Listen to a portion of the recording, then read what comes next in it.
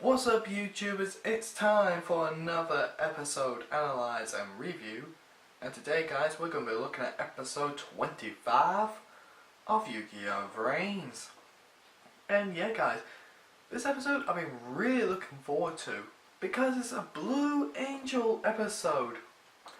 Oh yes, it's the waifu of the Yu-Gi-Oh! VRAINS series. Yeah, let's see count Ghost Girl, but we haven't really seen much of her lately. But yeah guys, it's a Blue Angel episode, which got us very excited. But of course, yeah, the highlight for this episode for me was when we saw Katami. I think I pronounced that name wrong, but I honestly don't care because I hate this character. Get a literal online attack from basically everyone on the internet. Oh, that made my day. Seeing him fail as the I don't know what to call him now, as the most hated person I know. Well, basically bragging about he's got a 100% chance victory to an epic fail. Yeah, and that just honestly cheered me up. If I ever get upset, I'm just gonna watch that scene over and over again and just smile to my heart's content. This is just how much I hate this character, and honestly can't wait to see him get booted off. I hope he gets booted off. If he doesn't, I'm gonna cry. But it doesn't matter, let's stop talking about that guy. As we get a little bit of information on our main protagonist, Yusaku, and his friends, Kosaki. Which I think I pronounced that wrong again. Oh, I swear, one of these guys, I'm gonna make sure I learn how to say his name correctly and get it glued into my brain. They go on a search for the origin of the another virus. Basically, if you guys need a refresh, there's some coma victims happening from League Friends, and it's the same virus that we have Blue Angel suffer all those episodes ago. So yeah, Yusaku and Kozanagi, I think, are on the hunt for the origin, and they're going to stop at nothing to make sure they get the antidote that they need. But we do get to see Hanoi side of it, the Knights of Hanoi side, and we start off by seeing the two Hanoi people that actually took down the entire 100% AI war soldiers. We also got their names. We got Barrier and Faster. I kind of like those names really. Faster to me sounds like the bad guys that we got from Kamen Rider Kabuto, if you watch that series. And Barrier sounds like Barrier from the Yu-Gi-Oh! Zexal series. But that's probably why I like them. They're just like reminders for that. And we got some depth in the character. Barrier, the female one, is the creator of this virus, and she actually starts to feel a bit guilt driven to making such a virus and for being a part of something like this. She goes on to basically saying that if Dr. Konami, which is the leader of the Knights of Hawaii, keep going on with this, it will be the biggest cyber crime in history. And we all know how dangerous cybercrime should be, and if you don't, then here's your lessons of the day, people. Cybercrime's dangerous. Very, very, very dangerous. They can get you in a lot of trouble. But again, the biggest cybercrime in history, that just actually shows how big a scale this is, guys, because after all, we use computers in our everyday lives. Much more so than we used 10 years ago, or even back when I was 6 years old. And we're talking about in the early 2000s, 2000 and 2001 time. We never used computers that much then as we do now. I mean, we use them a lot now. We use them to keep track of details.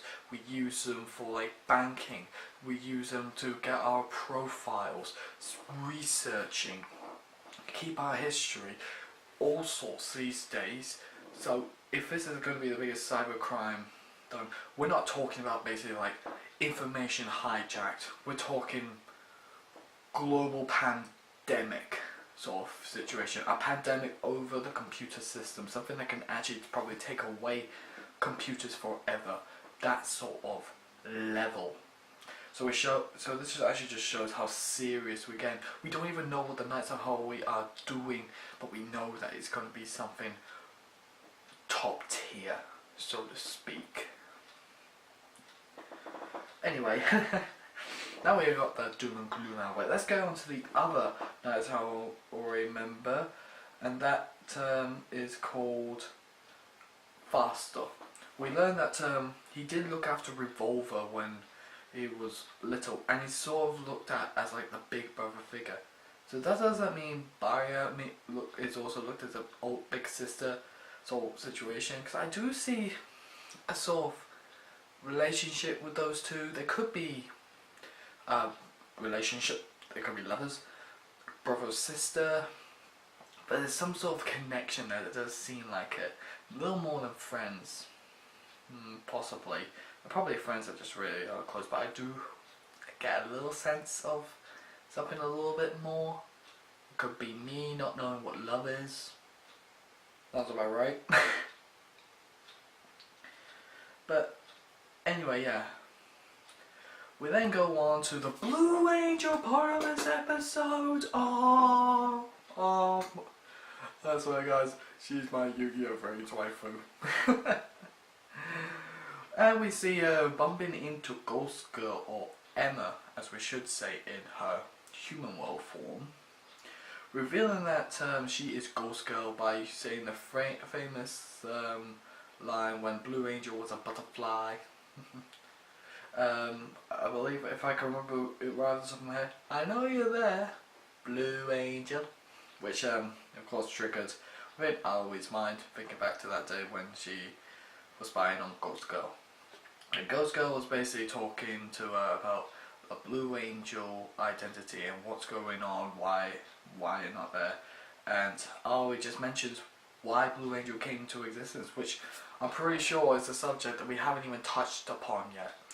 We get a full understanding of Aloe and why she first created Blue Angel, which basically, guys, was a way for her to get her brother's acceptance, really. She used that identity to catch the eye of her brother, mainly.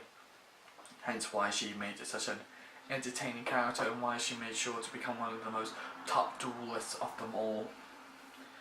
However, now that she knows her brother actually loves her and honestly sees her as his world, she doesn't really see the point of transforming into Blue Angel at the moment, and that's why she really hasn't fully taken the throne to fight back against the Knights of Halloween. But of course, after Emma gives a little speech, she does, of course, goes into the little temper tantrum going, why on earth is she doing this to me? She doesn't know who I am. And instantly changes into Blue Angel to fight. Which of course bumps into Barrier, and they go into their epic duel, which of course, you gotta admit, guys, it's gonna be an awesome duel.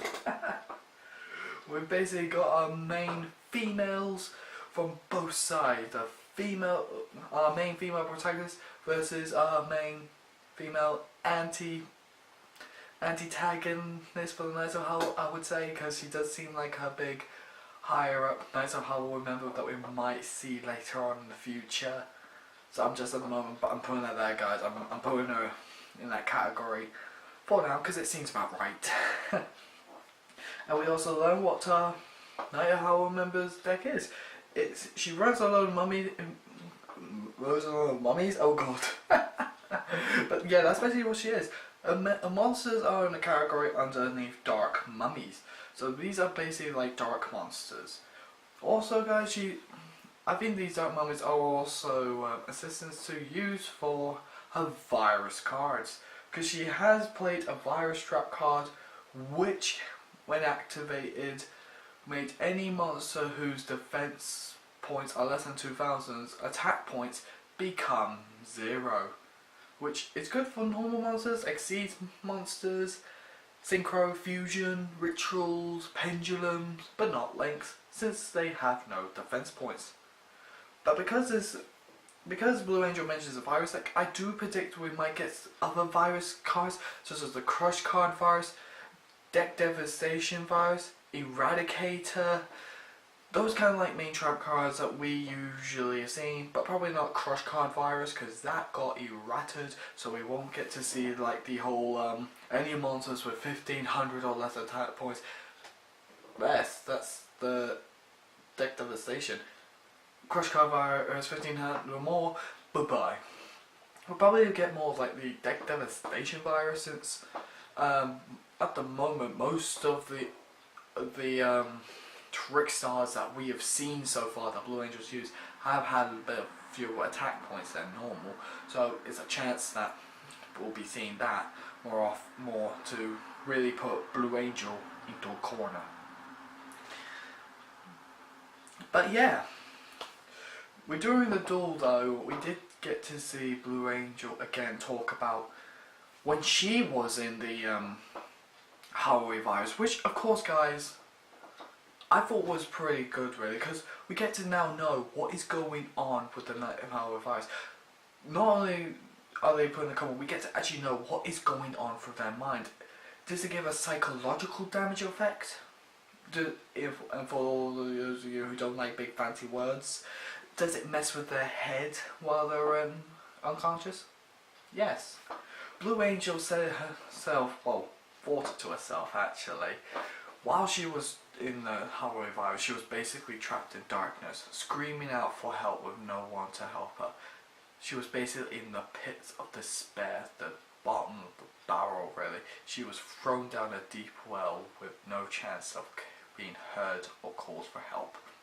That is basically what was going on for her mind, and I'm pretty sure that it honestly just paints a huge picture. Because of all this information, we now know why she's really fully determined to duel. She's not dueling just like get her anger out from Ghost Girl when she came to give a speech. No, she knows what's gone through with this Halloween virus, and so she wants to make sure that those people that are captured by that virus are set free, just because of all that devastation that she's gone through. Now, that to me sounds like a true hero, really. Even though she's hiding what's done to her, but I'm pretty sure if Yusaka was fully paying attention, which at the moment he might be, he just probably does not want to show it, considering he's that focused on getting the antivirus. I'm pretty sure he would have figured it out by just looking at it as well, since he was the one who did everything he could to save Blue Angel that was trapped by the Halloween virus. Even though he probably doesn't know what was going on at the time through her mind. But yeah, it's nice to see that Blue Angel chose to take that step to save most, at least all, of the another victims. It's honestly quite heroic, but kind of cool at the same time that she's not revealing true purpose really. It's like she's doing a play and make a moment, not showing her full intentions, keeping it on the down low. Basically trying to be a hero without showing her heroic colours. It's honestly quite impressive. So yeah, that's the end of the episode, guys. Until next time, but before we get to next time, I might as well say this. We've got a new ending! We've got a new ending, guys, and since I talked about the opening and the ending when the first episode came out, I may as well talk about this new ending. I'm a bit annoyed though we didn't get a new opening. I'm pretty sure it's like the first time in Yu-Gi-Oh! TV series that this has actually happened, that we got a new ending without a new beginning. I don't know, because I have not seen every subtitled episode. I've seen the original series dubbed, I've seen GX dubbed, but I've seen season 4 and the last episode of season 3 subbed. I've seen half of 5D's subbed, starting from when the end of the Dark Saga series to the right end. I've seen all that subbed and the beginning dubbed, just because that's when I started watching subs.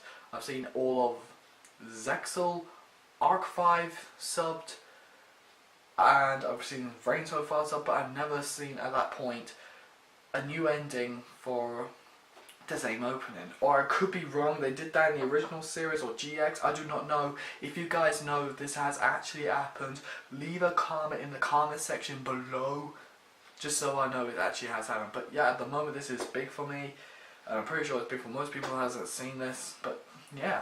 But yeah, as for the ending though, again, I don't like it. I mean, I like the first ending now because over time I got to enjoy it. It was more upbeat than I imagined, because it did start off with a bit of slow pace, but over time it did get faster and I didn't really fully notice that. But yeah, I saw this from beginning to end. I listened to it over and over again, see if I liked it. I didn't.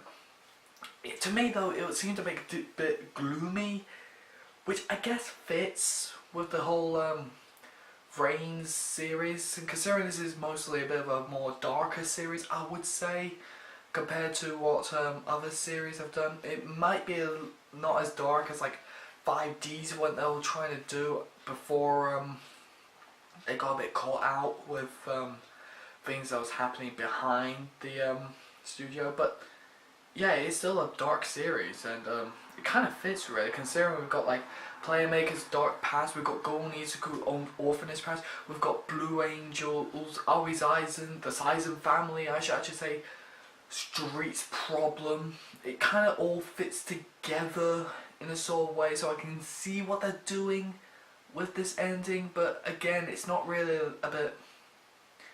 it doesn't really hook me in as much really as the other openings, but I can see what they're doing and I can understand it.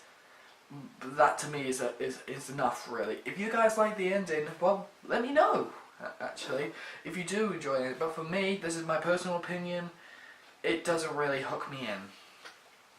But yeah, let me get to the previews, which of course gives us a little insight to what's going to happen next, but not a full insight, which I can probably guess off the top of my bat from what I've heard of it. Blue Angel's backed into a corner and it's up to 3 cards to save her, and 2 of them, as we know, is trickstar monsters, one with which we've seen before and the other which I believe is a brand new one. So this is going to be interesting, which yeah, we're going to see Blue Angel trying to turn things around, really put some thought into a strategy, so this is going to get a really interesting episode. We're really going to see duelists really think things out and really plan on how to end it, which I'm looking forward to see, and I can't wait to see how this duel is going to turn out.